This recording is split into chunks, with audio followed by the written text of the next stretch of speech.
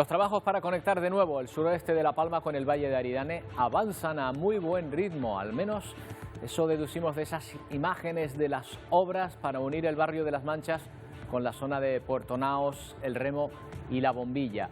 Esta vía de comunicación es un remedio de urgencia, temporal, pero ahora mismo vital para acercarse a la normalidad tras la erupción. Unos trabajos difíciles por el enorme esfuerzo que supone horadar la lava solidificada. Luego veremos cuándo podrá utilizarse esta pista.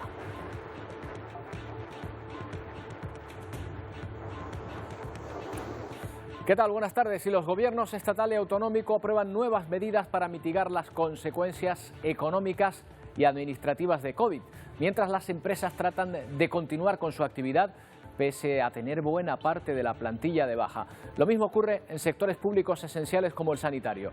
En el horizonte, la ministra de Sanidad anticipa la posibilidad de haber alcanzado la cima de contagios.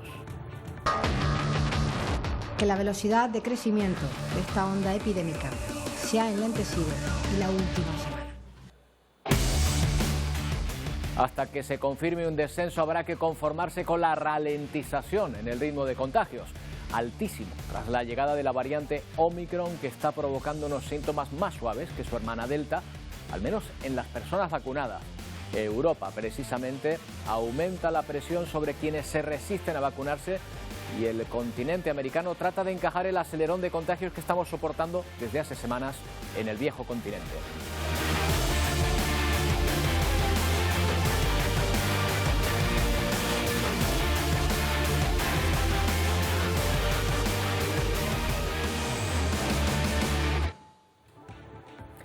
En Atlántico Noticias también vamos a hablar hoy de un dato que produce inquietud. 1 de cada 4 personas sufre síntomas de ansiedad o depresión en todo el país. Un 25%, nada menos. Es una tendencia al alza que se observa también aquí en el archipiélago. Sin duda, la presión psicológica por la pandemia ha ayudado a incrementar estos problemas de salud mental. Vamos a hablar de ello aprovechando que hoy es el Día Mundial de la Lucha contra la Depresión. Y esta secuencia que nos llega desde la capital argentina nos ha provocado una enorme angustia, aun sabiendo que la protagonista, una niña de apenas 2 años, pudo salvar la vida y sin secuelas aparentes.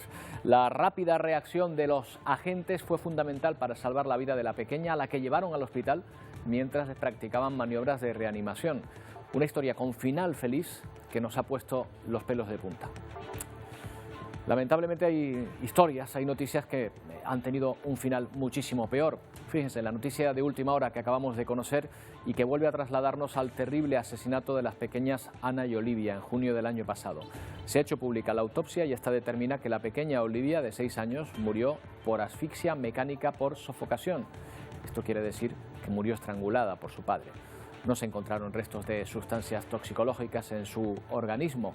Por lo tanto, Tomás Jimeno tampoco la drogó antes. Una noticia que iremos desarrollando en estos servicios informativos y que acabamos de conocer en estos momentos. En fin, más cuestiones. Hoy ha habido novedades en cuanto a la gestión de la pandemia, novedades que buscan aliviar la presión sobre el sector sanitario y también los sufrientes bolsillos de los ciudadanos. Miguel Vega, el Consejo de Ministros, fija un precio máximo a los test de antígenos, pero no liberaliza su venta. Sí, lo hace tras esa reunión del Consejo Interministerial y para fijar el precio máximo de los test de antígenos en las farmacias.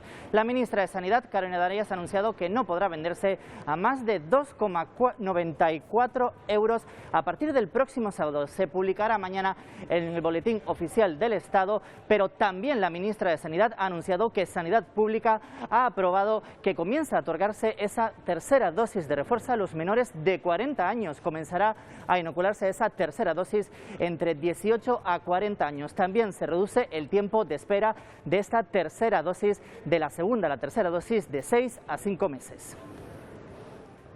El objetivo principal, como saben, de la Comisión en el día de hoy ha sido fijar un precio lo más asequible posible, manteniendo siempre el equilibrio necesario para que el producto esté disponible en el canal farmacéutico. De fijar el precio de venta al público máximo de los test de antígeno para autodiagnóstico a 2,94 euros.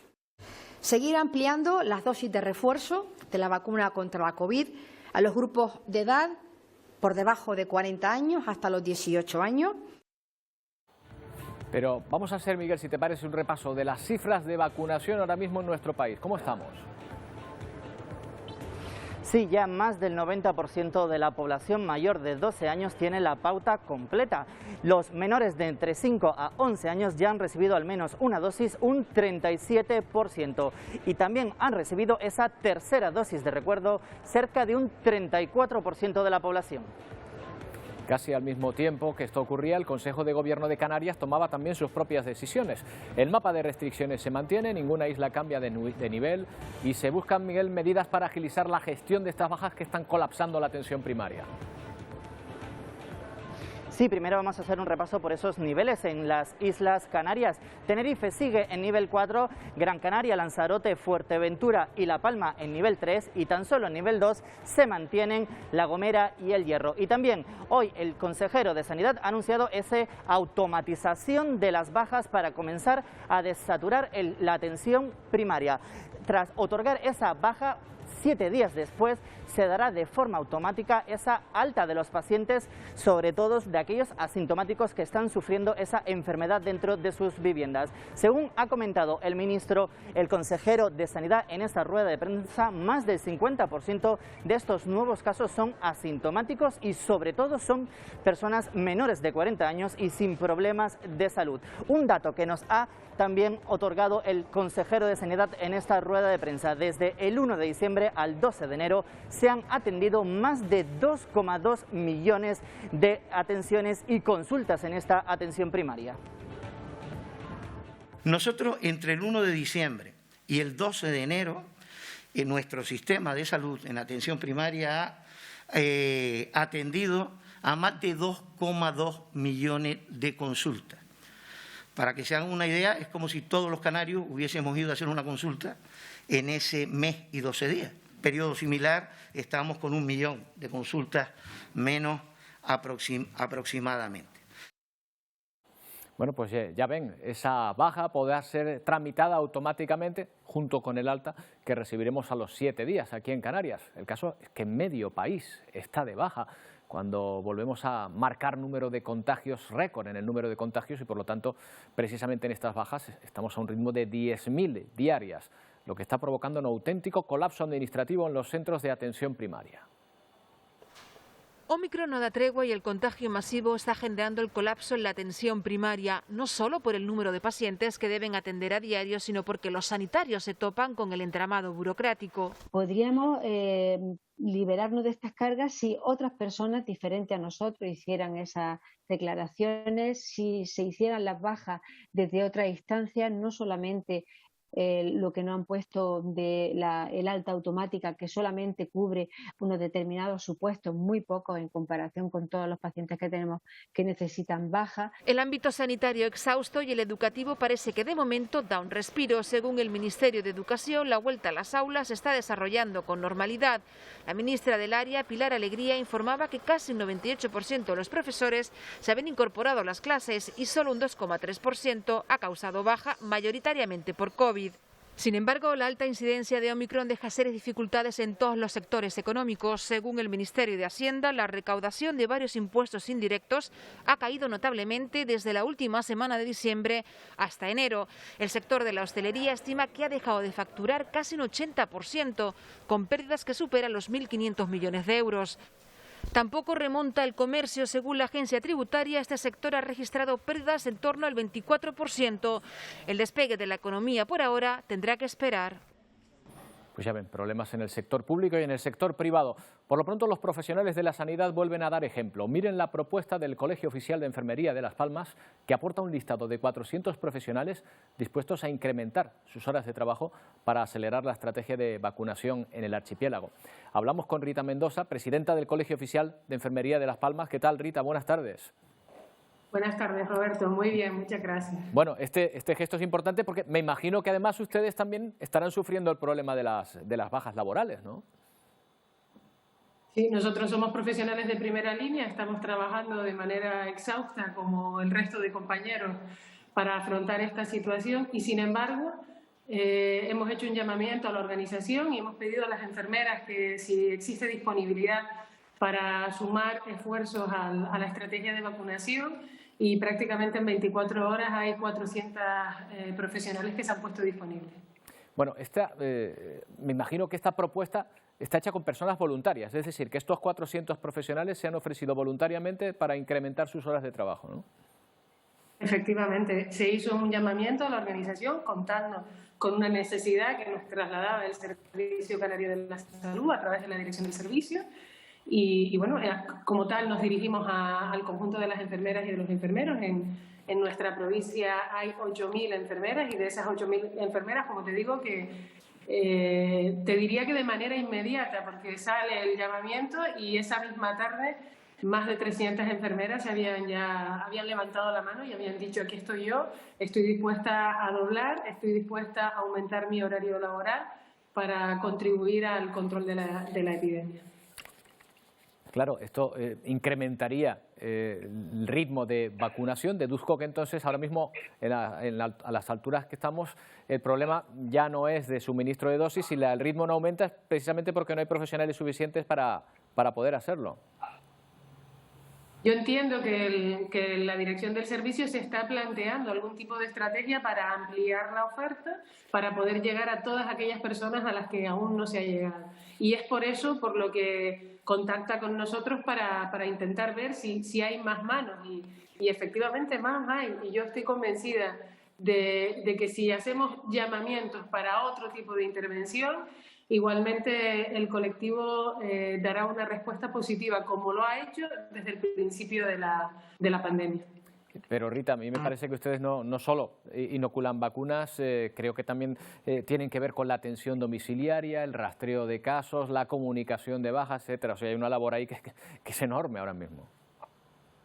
Por eso te decía que en este caso en concreto el llamamiento fue para: hay que vacunar más. Bueno, aquí estamos nosotras.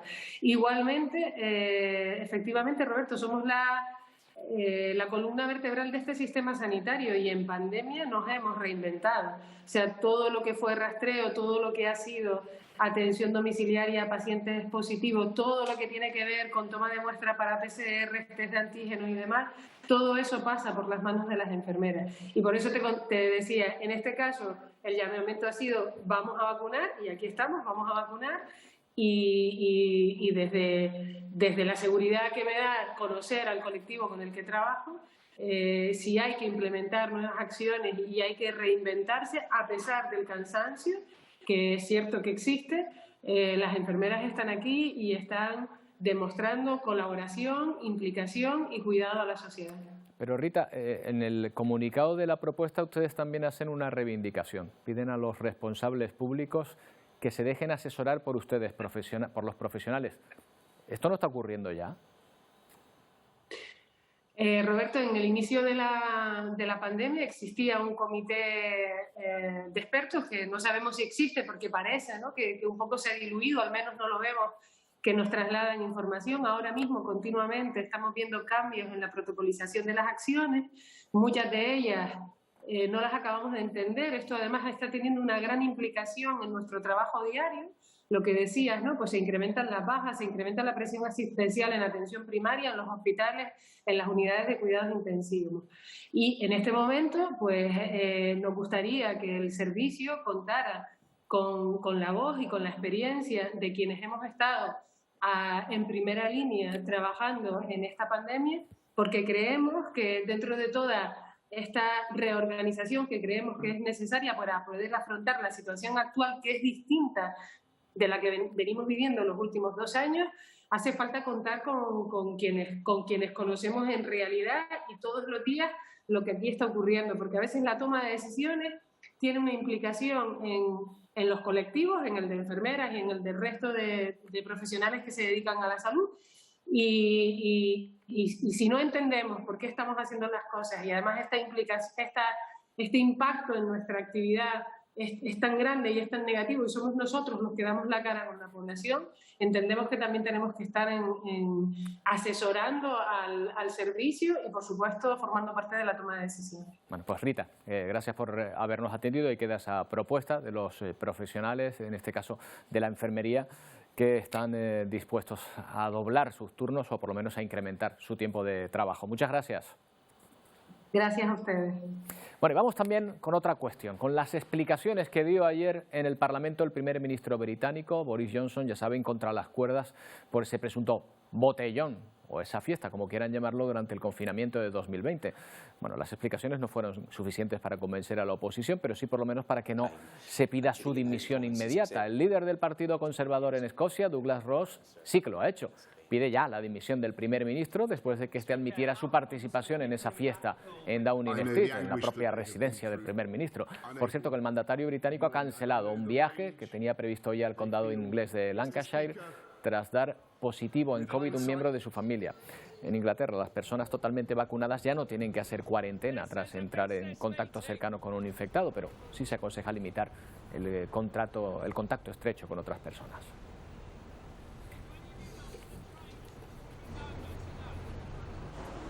Justamente el Reino Unido sigue sin adoptar medidas ante el aumento de contagios y la presión hospitalaria en las últimas semanas. La Organización Mundial de la Salud pide no bajar la guardia frente a Omicron y posibles nuevas mutaciones que se produzcan y que puedan provocar más víctimas. En la última semana, según este organismo, los fallecimientos han bajado un 10% a nivel mundial.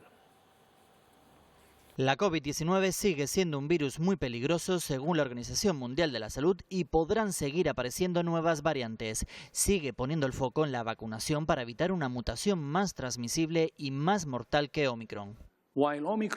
Si bien Omicron causa una enfermedad menos grave que Delta, sigue siendo un virus peligroso, particularmente para aquellos que no están vacunados. Casi 50.000 muertes a la semana. Aprender a vivir con este virus no significa que podamos o debamos aceptar este número de muertes. En Austria, con récord de infecciones, están preocupados por el impacto de la pandemia en los menores. La COVID ha aumentado los problemas mentales, mientras el gobierno trabaja en un proyecto de ley para que las vacunas sean obligatorias a partir del 1 de febrero.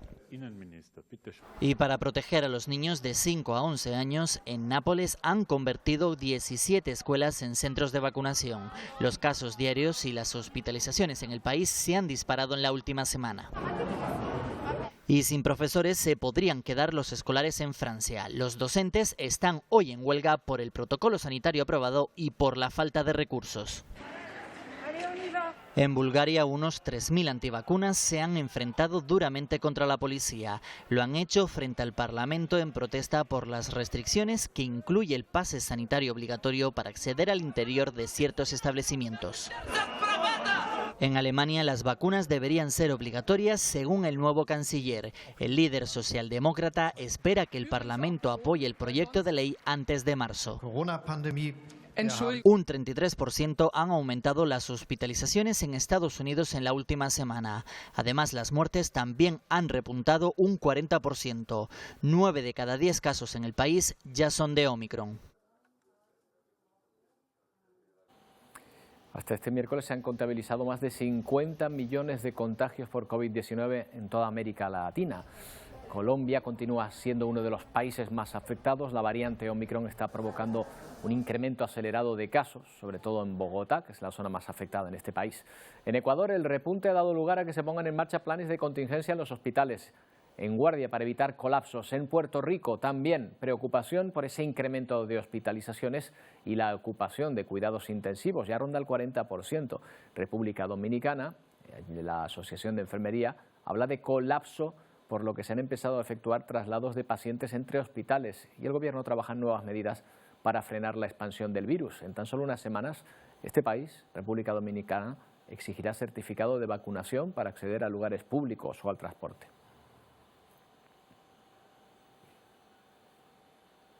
Aumenta la presión, como pueden observar, en el sector público, en un sector estratégico como es la sanidad frente a esta pandemia, pero también problemas en las empresas privadas que tienen que gestionar todas las bajas que se están produciendo y buscar sustitutos.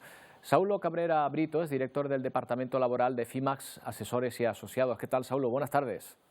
Hola, buenas tardes, Roberto. Bueno, ustedes me imagino que ahora estarán recibiendo una catarata de expedientes, ¿no?, de baja en la empresa privada, por lo que estamos viendo.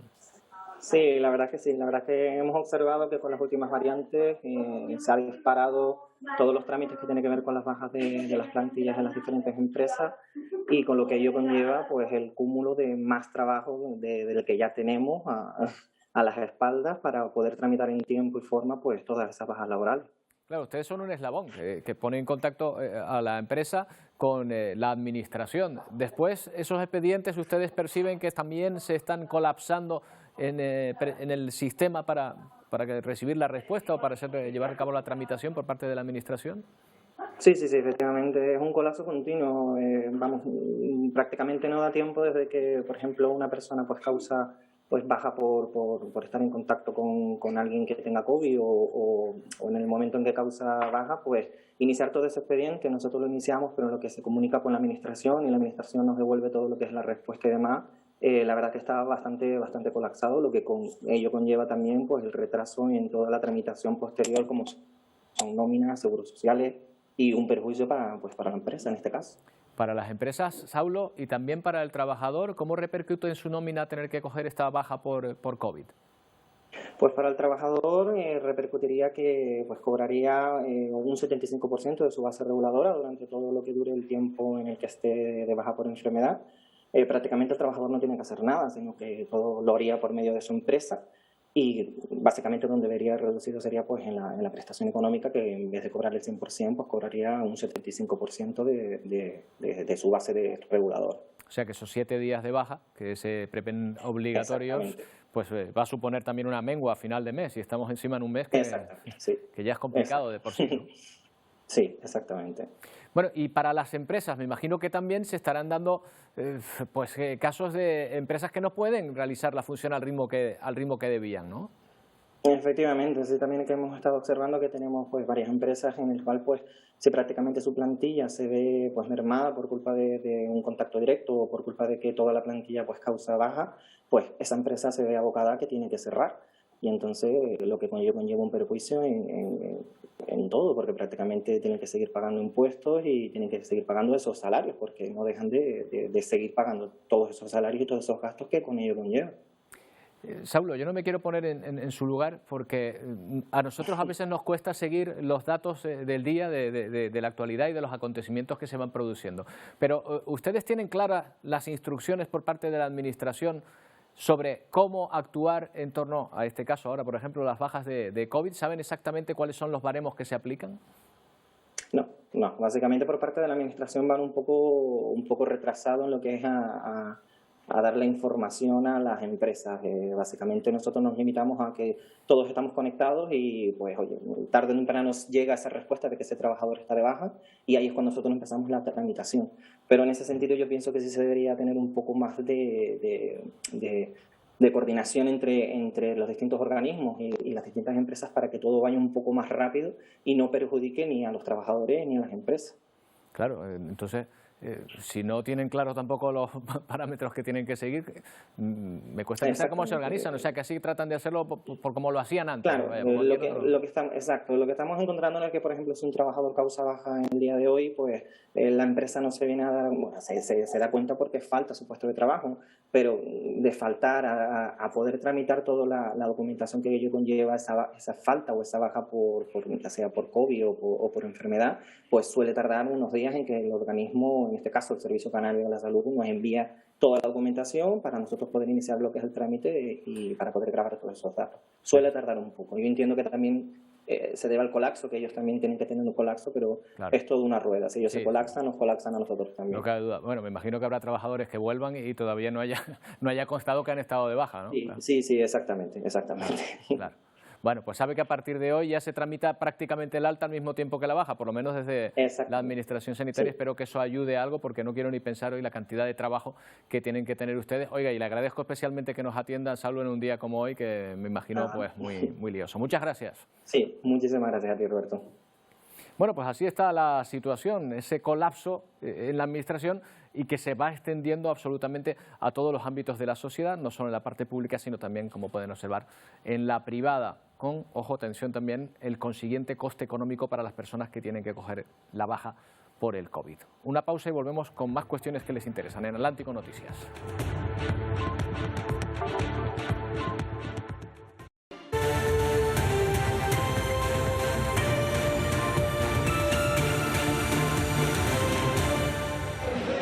2 minutos para las 2 de la tarde, imagen en directo que nos llega desde París, Francia. Manifestación del profesorado en contra de las nuevas medidas del gobierno francés para las aulas. Bueno, más bien en contra de los nuevos cambios. Los sindicatos de profesores franceses se quejan de los continuos cambios de protocolo que dicen están contribuyendo a la confusión en el regreso a las clases desde el inicio del nuevo año. Se cree que un 75% de los profesores ha acudido a este día de protesta, se ha puesto en huelga y esto ha obligado, según la estimación del gobierno, al cierre de más de la mitad de los colegios franceses. Los profesores, los sindicatos franceses se quejan también de la falta de dureza en las medidas. Ellos proponen que las medidas vuelvan a ser las anteriores, que eran bastante más duras, con el cierre del aula completa y la devolución de los niños a sus casas cuando se presentaba un caso de coronavirus en el aula. En Francia, en esta ocasión, tiene que haber más casos para que se produzca ese cierre de las aulas, y también es verdad que en este país ha habido ya varios cambios en los protocolos educativos que está llevando a confusión no solo a padres, sino a los profesores, que son los que han decidido ponerse hoy en huelga.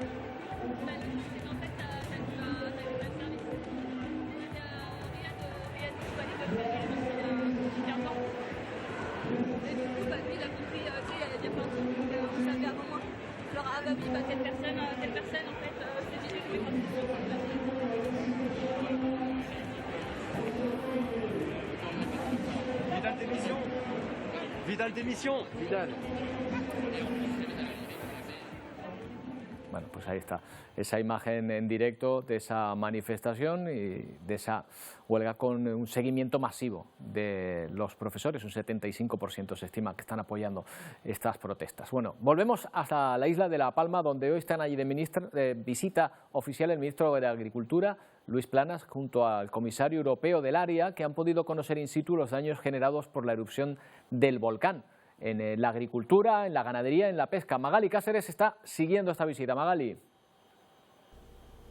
El ministro Planas ha estado acompañado en todo momento por su homónimo europeo, así como por los presidentes regional e insular y otros miembros de sus comitivas. Juntos han tenido la oportunidad de conocer in situ de qué manera afectó la lava del volcán directamente a fincas de platanera como esta, ubicada en la costa de Tazacorte. Según el ministro, harán falta unos 100 millones de euros aproximadamente para poder reconstruir esta zona de la costa de Tazacorte. Se trata de unos trabajos que tendrán ayudas de diferentes ámbitos, diferentes instituciones que lucharán juntas para que La Palma vuelva a resurgir.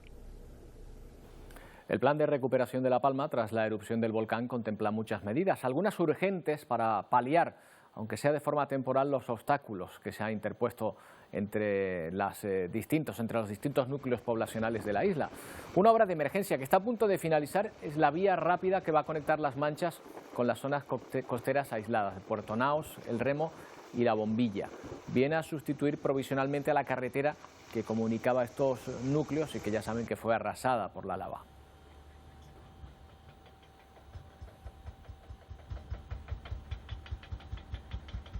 Vamos a ver a qué ritmo van estos trabajos. Mónica Gómez es ingeniera técnica, jefe de Servicio de Coordinación e Información en La Palma de la Consejería de Obras Públicas. ¿Qué tal, Mónica? Buenas tardes.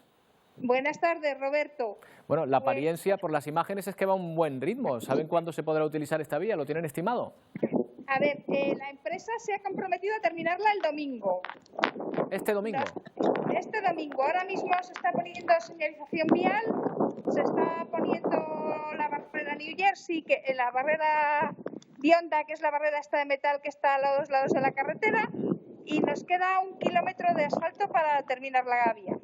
Bueno, creo que está siguiendo el trazado, la vía que estaban utilizando los servicios de emergencia y algunos agricultores para trasladarse en la zona, ¿verdad? No, esto es una vía que se apoya en un antiguo camino real, que estaba bastante abandonada, estaba en tierra, y nosotros nos hemos apoyado en la carretera, en esa pista, para transformar una pista de 3 metros en tierra en una carretera de 8 metros de ancho con sobreancho en las curvas. ¿esta carretera tiene una función temporal? Es decir, ¿es algo que esperan que pueda ser sustituido por otra mejor en un espacio corto de tiempo o no? ¿O que pretenden que sea definitiva? Yo creo que esta carretera está llamada a ser definitiva. Y de hecho esta mañana me he puesto en contacto con la gente del Cabildo para ver si consideraban que teníamos que denominarla LP 211 en sustitución de la carretera que llegaba hasta Todoque. Porque va a conectar la LP2, o sea, va a conectar lo que es la actual LP 211, lo que queda de ella, con la LP 213. O sea, esta carretera tendríamos que subir desde Los Llanos y El Paso hacia la zona de Las Manchas, entrar por allí y es la que vendría a sustituir esa carretera que antes pasaba por Todoque. No, esta carretera llegaba a Todoque desde Las Manchas y conectaba con la carretera de Puerto Naos. Va a conectar Las Manchas con la carretera de Puerto Naos antes de donde estaba Todoque. Bueno, ya ve que tengo un lío ahora mismo con las carreteras en esa parte de la isla importante. Oiga, ¿y han tenido que remover mucha lava? No, aquí no hemos removido lava. Esto es una zona de una colada histórica y como nos hemos apoyado en un camino existente, la obra, el movimiento de tierras ha consistido prácticamente en explanar los márgenes de la pista existente. ¿Y qué tipo de carretera va a quedar construida? ¿Es una de 2 carriles simple? No, es una carretera de 2 carriles. Esta carretera tiene las mismas características que la carretera de circunvalación sur de la isla. Es una carretera de 50, con un radio de 50 metros en las curvas mínimo, con carriles de 3,5 metros y para una velocidad de 40 kilómetros por hora. O sea que si no me equivoco, si no lo he entendido mal, lo que hace es ocupar un camino real, una pista que había anteriormente. Ampliar una pista existente, sí. ¿Pero una pista que era utilizada por los coches o no? No, era una pista que estaba en tierras. Una pista en tierra. Bueno, pues si el domingo se entrega, finalmente está, ¿cuándo creen ustedes que ya se puede utilizar? ¿Tienen que hacer algún tipo de prueba de carga o algo así? No sé. No, hay que hacer una recepción de la obra, porque es una obra de nuevo trazado. O sea, es un trámite administrativo el que hay que hacer. Sí, es un trámite administrativo. Sí. Digamos que el domingo estaría la obra terminada de la ejecución, pero no administrativamente. Ya, pero vaya, que cuando llegue el permiso, por así decirlo, la recepción de la obra, inmediatamente pueden empezar a circular por ahí. Efectivamente. Bueno, pues magnífico, pues estaremos atentos a ver si es verdad que el domingo ya está hecho, pero llama la atención el rápido ritmo de la obra que se ha llevado a cabo. Mónica Gómez, muchas gracias por atendernos y por explicarnos. A vosotros. Bueno, ese trazado de las vías en la isla de La Palma que viene a sustituir pues prácticamente toda la conexión que había entre la zona suroeste y noroeste, es decir, entre el Valle de Aridane y lo que venía a ser Puerto Naos, la zona del Remo, la zona de la Bombilla, donde no se podía prácticamente acceder. Justamente a toda esa zona llegaban, por ejemplo, los agricultores a través de las lanchas, que era a través de ese puente marítimo que se había hecho. Y fíjense, un dato que nos ha llamado la atención desde el principio, porque el trayecto que había que hacer en coche para llegar a ese punto eran apenas 20 minutos desde el Valle de Aridane y se había transformado en un trayecto, en una larga travesía de nada menos que 2 horas para poder ir al mismo lugar. Bueno, pues a través de esa carretera vamos a volver a acortar esas distancias. Bueno, y vamos a contarles también la angustiosa historia que nos llega desde Argentina, y eso que tiene final feliz. 2 policías de Buenos Aires lograban salvar la vida de un bebé de 18 meses que se estaba asfixiando. En 93 segundos la introdujeron en el coche patrulla, la reanimaron y la trasladaron al hospital más cercano. 93 angustiosos segundos que ponen los pelos de punta. Los agentes Pagani y Carrizo patrullan por la ciudad de San Miguel en Buenos Aires cuando algo les llama la atención. ¿Qué pasó? ¡Se está yendo la captura, dale! Se bajan apresuradamente del coche. Una mujer pide ayuda. Su bebé de solo 18 meses no respira. Rápidamente llevan a la pequeña hasta el vehículo. ¡Hacele RCP! ¡Con prioridad, base! ¡Con prioridad! ¡Hacele RCP! ¡Vení, señora, vení! La madre se sube al vehículo policial. La agente Pagani comienza a practicarle las maniobras de reanimación. ¡Dale, amor! ¡Dale, dale! ¡Dale, amor! ¡Por favor! Su compañero conduce a toda prisa hacia el hospital más cercano, a la vez que avisa por radio de la llegada de la menor. Tengo una nena de 3 años. Se está ahogando. Abrime el hospital acá, por favor. El tráfico de la zona ralentiza la marcha ante una madre desesperada. La agente continúa con la RCP mientras suplica a Dios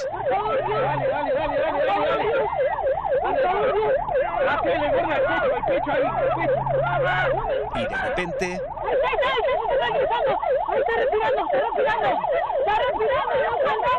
se obra el milagro. La niña responde justo antes de llegar al centro médico. Creo que se trabajó con el corazón más allá del profesionalismo. Me llenó el corazón, ¿qué quiere que le diga? La bebé logra salvar la vida. La madre abraza a los ángeles de la guarda de la pequeña.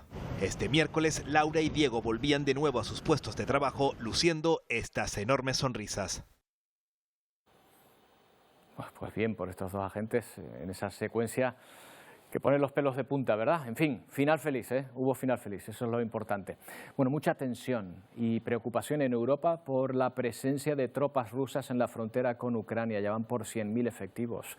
La OTAN y sus países aliados han mantenido hoy una reunión con Moscú para tratar este tema, para tratar de llegar a una solución. Existen sospechas de que la seguridad europea podría estar seriamente en peligro.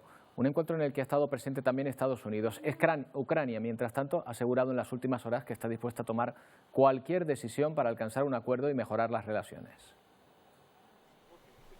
Crece la tensión internacional por la presencia de tropas rusas en la frontera de Ucrania, que durante los últimos días han llegado a realizar ejercicios con fuego real. La presencia militar aumenta con la llegada de tanques, lo cual hace sospechar de una posible agresión rusa contra Kiev.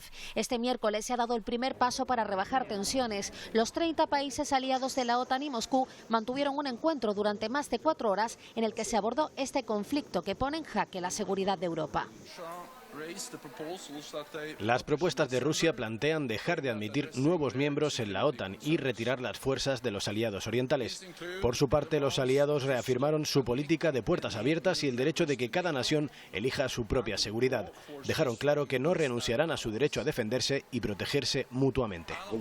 La principal tarea de la política y el despliegue militar de la OTAN es disuadir a Rusia y se están asignando enormes recursos para este propósito. No ocultan que es el objetivo principal de la alianza.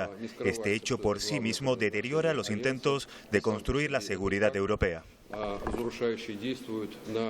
En el encuentro participó activamente los Estados Unidos, representados en esta ocasión por la subsecretaria de Estado, quien se mostró firme y contundente.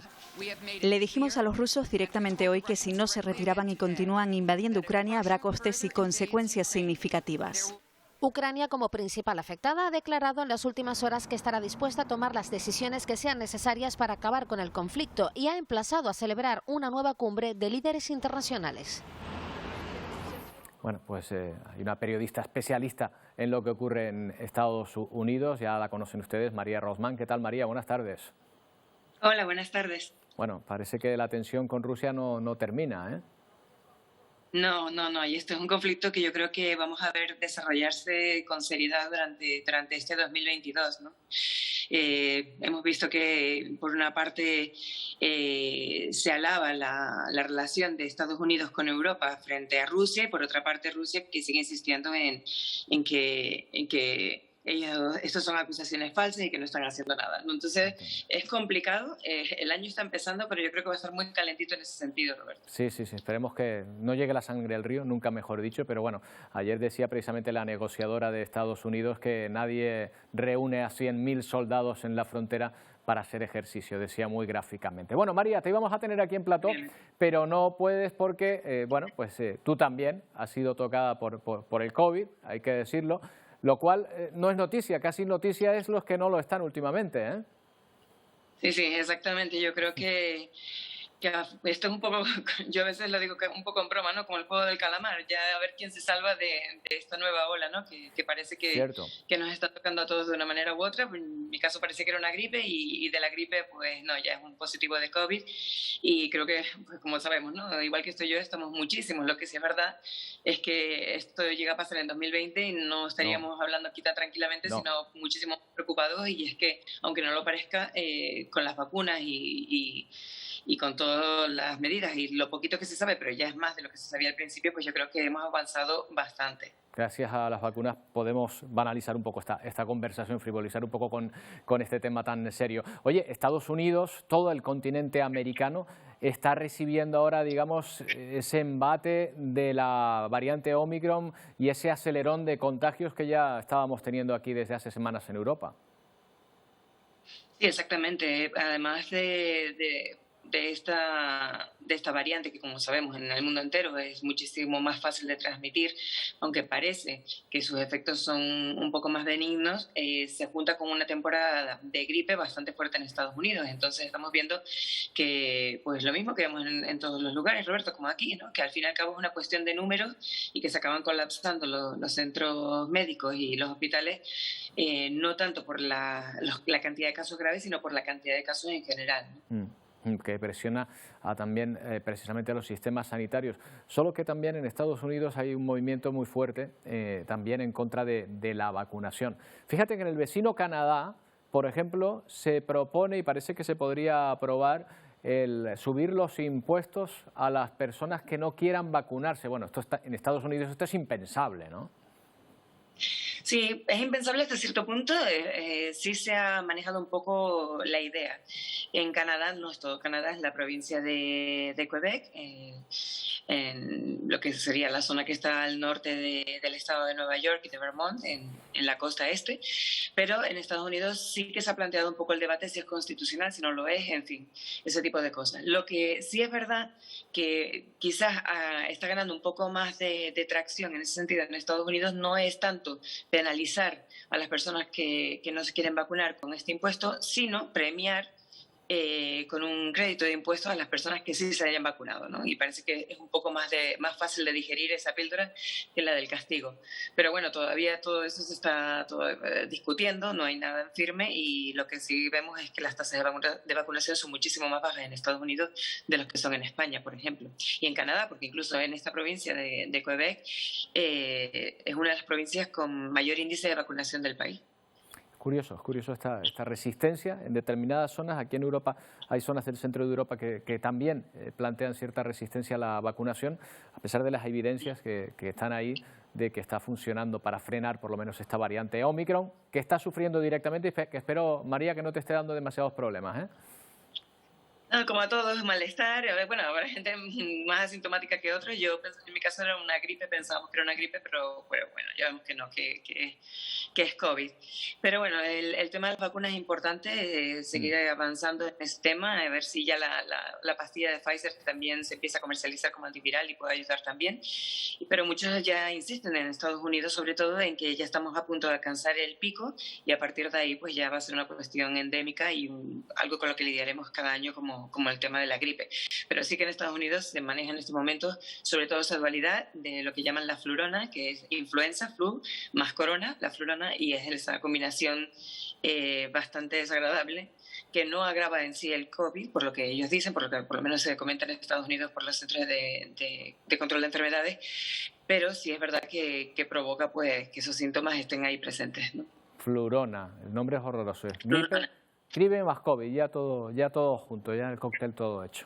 María, que te mejores hasta la semana, o hasta dentro de 2 semanas, ya veremos. Sí, no, yo con suerte yo creo que pasa la cuarentena una semanita y ya estoy otra vez operativa. Esperemos. Es lo que deseamos. Un saludo, que te mejores. Que nos recuperemos pronto. Bueno, más temas de sanidad. Hace falta sangre en Canarias. Por eso el Instituto Canario de Hemodonación y Hemoterapia ha emitido un spot haciendo un llamamiento a la población. Sepan que pueden pedir cita en el 012 para donar, no lo duden. ¿Cómo te diría? Es alguien que simplemente está ahí para lo que haga falta. Siempre las injusticias le han hecho daño. En cuanto puede, actúa. Únete al Club de los 300. Cada día se necesitan 300 donantes de sangre en Canarias para salvar muchas vidas. Instituto Canario de Hemodonación y Hemoterapia. Gobierno de Canarias. Y hoy es el Día Mundial de la Lucha contra la Depresión. Según la última encuesta de salud de Canarias, el 25% de los ciudadanos presenta síntomas de ansiedad o de depresión, una de cada cuatro personas. Estos datos no contemplan los efectos de la pandemia sobre la población, pero las cifras a nivel nacional y europeo pronostican una tendencia al alza de pacientes con patologías relacionadas con la salud mental. Vamos a hablar con Milagros Armas, es psicóloga de la Clínica Vitas. ¿Qué tal? Buenas tardes. Hola, buenas tardes, Roberto. Bueno, no contemplan los datos la influencia de la pandemia, pero es seguro que la incertidumbre, la angustia en torno a lo que estamos viviendo cada día desde hace 2 años, algo tendrá que ver, ¿no? Obviamente, el momento en el que vivimos y que estamos sufriendo esta situación aumenta tanto la ansiedad como la depresión, la ansiedad por la incertidumbre y la depresión por la desesperanza, por no saber cuándo acaba. Pero lo que sí seguro se va a convertir en una pandemia si no ponemos medios para solucionarlo, va a ser la depresión y la ansiedad. Van a ser los problemas del futuro, van a ser los que abunden en nuestra sociedad futura. Ansiedad y depresión. Sabemos que una cosa puede llevar a la otra, pero ¿qué son? ¿En qué se diferencian ambas? Pues no necesariamente nos tiene que llevar una a la otra. La ansiedad es un trastorno que tiene que ver con que yo me siento en peligro y se me generan una serie de síntomas físicos como consecuencia de sentirme en alerta, o sea, yo siento que me voy a desmayar, que me va a faltar el aire, que me voy a morir. Entonces, eso hace que yo, imagínate que ahí en plató ahora mismo se prende fuego, a todos les entraría ansiedad. ¿Por qué les entra ansiedad? Porque quieren salir corriendo y huir. Entonces, esa ansiedad son los síntomas físicos que te preparan para huir del peligro. El problema es cuando el peligro no existe, no es real, y la ansiedad se dispara cuando la persona se siente en peligro, se siente que le va a pasar algo. Entonces ya no es adaptativo y ahí tenemos el trastorno de ansiedad. En cuanto a la depresión, es un estado que tiene que ver más con el estado de ánimo, con el sentirte apático, desmotivado, sin ganas de hacer nada, sin sentir placer, con anedonia y con bastante tristeza y con sentimientos de desesperanza y viendo el futuro negro, como comúnmente se dice. Sí que si estás ansioso durante mucho tiempo puedes acabar en una depresión, pero no necesariamente van unidos. Claro, lo que ocurre es que a veces nos cuesta identificar los síntomas, ¿verdad? Uno piensa, bueno, pues estaré un poco más triste por lo que ocurre. O a lo mejor a veces hay un profesional que se acerca a nosotros y nos dice, cuidado, porque estás al borde de una situación depresiva, ¿no? Sí, cuando yo creo que necesitamos tener metas. O sea, para mí, una de las terapias más efectivas para evitar la depresión es tener metas en la vida, ¿no? Incluso para la ansiedad, porque si tú tienes metas estás más centrado en buscar cosas que te causen bienestar más que en que te pueda pasar algo, ¿no? Entonces, en cualquiera de los dos trastornos es importante tener un sentido vital y tener una búsqueda en la vida, ¿no? Darle significado y valor a las cosas que vamos haciendo y valorando lo que nos ocurre y adaptándonos también a las circunstancias que tenemos, y tenemos que ver el lado positivo a la situación que tenemos actualmente.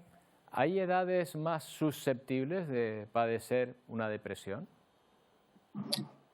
Pues no, lo único que se manifiesta de forma diferente, pero los niños tienen depresión, los adolescentes tienen depresión, bueno, niños y niñas, adolescentes en general, y los adultos e incluso las personas de tercera edad. O sea, cualquier edad puede darte depresión. Lo que pasa es que los niños, lo que suelen ocurrir es que están como más encerrados en sí mismos o que dejan de hacer aquellas cosas que les gustan.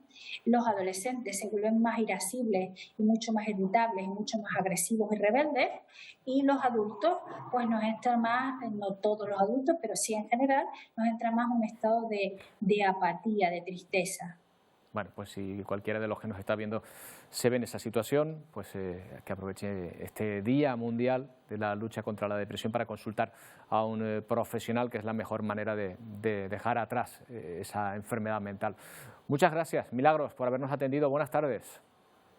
Buenas tardes y muchas gracias. Y gracias por visualizar la salud mental, que es tan importante para normalizarla y no estigmatizarla, y que acudan a terapia, que acudan a buscar solución a sus problemas. Venga, un saludo, Milagros. Bueno, y ahora vamos con una iniciativa que desde luego es llamativa.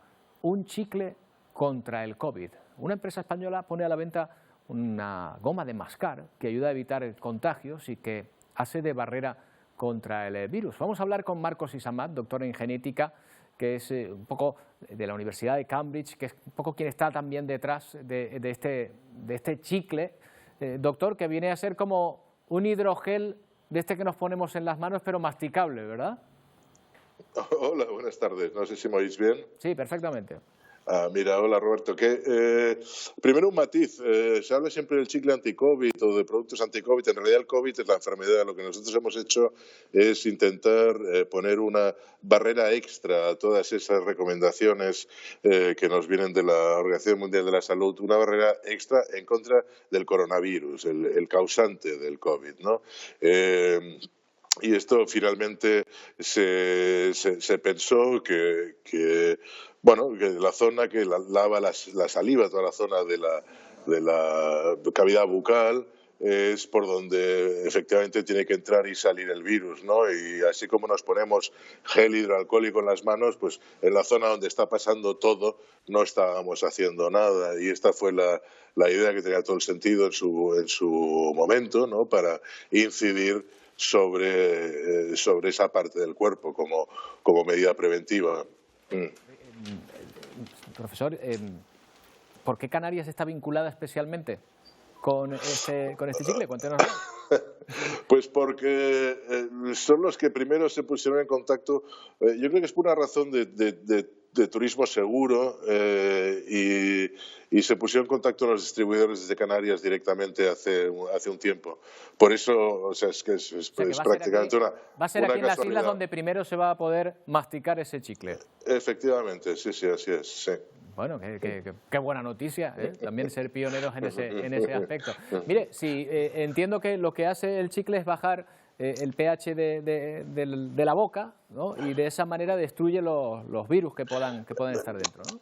Sí, hay como dos modos de actuación. Uno es precisamente haciendo de la saliva un entorno hostil para el virus, y eso se logra bajando el pH de forma muy brusca, pero esta bajada del pH es transitoria, es decir, a los 4 o 5 minutos se ha equilibrado el pH y volvemos a tener un pH neutro, incluso un poquito alcalino en la boca, que es lo normal por producto de la saliva, ¿no? El chicle, además, a medida que lo vas mascando, pues hay un incremento de la salivación, y eso hace que a los 4 minutos pierda la efectividad, ¿no? Es un poco como un gel hidroalcohólico, que en el momento que te lo pones en las manos, si has estado en contacto con un virus, pues ahí hay una inactivación de la partícula viral y después no te protege para otra exposición. Yo lo que sí veo muy interesante es que siempre pensamos en que nosotros nos vamos a contagiar, y la verdad no estamos poniendo barreras suficientes en los que están contagiados, que son los que están produciendo esos virus que se van a transmitir